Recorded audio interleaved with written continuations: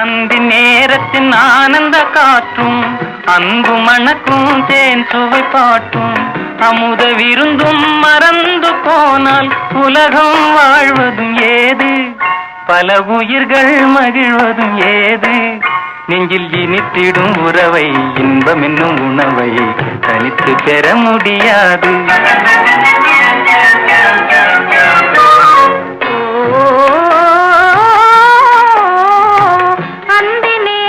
போனதால் ஆசை மறந்தே போகுமா?